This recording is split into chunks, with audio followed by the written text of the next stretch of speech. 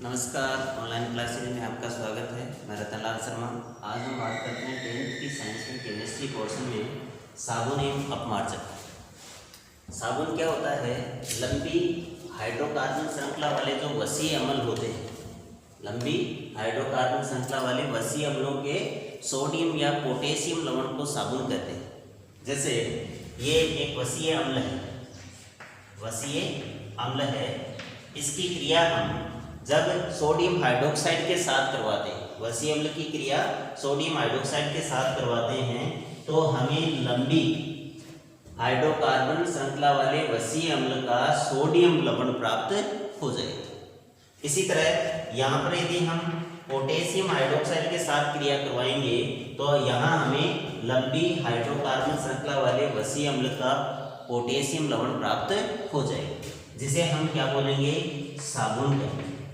और यहाँ साथ में सह उत्पाद के रूप में ग्लिसरॉल प्राप्त होता है। सह उत्पाद के रूप में ग्लिसरॉल प्राप्त होता है। इस प्रक्रिया को हम साबुनीकरण कहते हैं, यानी कि साबुन निर्माण की जो अभिक्रिया है उसे साबुनीकरण कहा जाता है।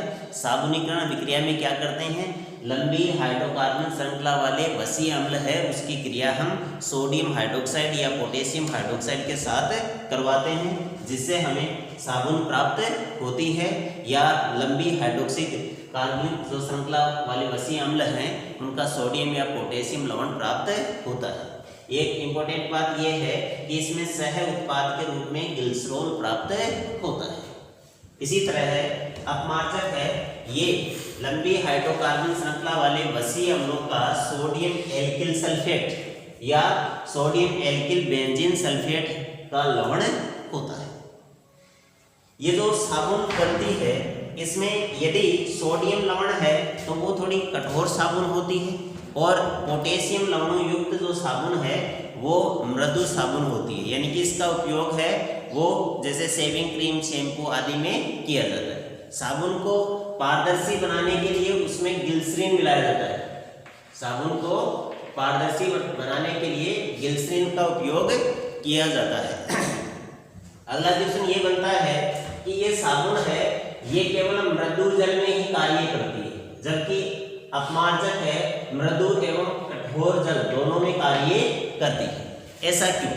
तो देखो, मृदु जल जो कठोर जल होता है उसमें कठोरता का कारण क्या है कि इसमें कैल्शियम व मैग्नीशियम के लवण होते हैं। कैल्शियम व मैग्नीशियम के लवण होते हैं। अतः कठोर जल में जो कैल्शियम और मैग्नीशियम के जो लवण हैं उनके साथ ये साबुन क्रिया करके पीपीटी बना देती है। क्रिया करके पीपीटी बना देती है, यानी कि अविलेय पदार्थ का निर्माण कर देती है, जिससे साबुन है उसी में वेस्ट हो जाता है, झाग नहीं बनता है। जबकि अपमार्जक है, इसमें ये सोडियम एल्किल सल्फेट या सोडियम एल्किल बेंजीन सल्फेट का लवण होता है।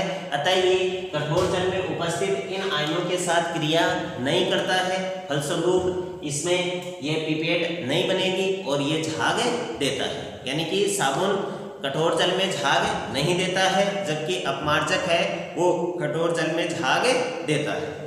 और अपमार्जक को भी अधिक प्रभावी बनाने के लिए इसमें कई प्रकार के पदार्थ मिलाए जाते हैं। अपमार्जक है वो अपमार्जक जल प्रदूषण की समस्या उत्पन्न करते हैं, क्योंकि इनका विघटन नहीं होता है।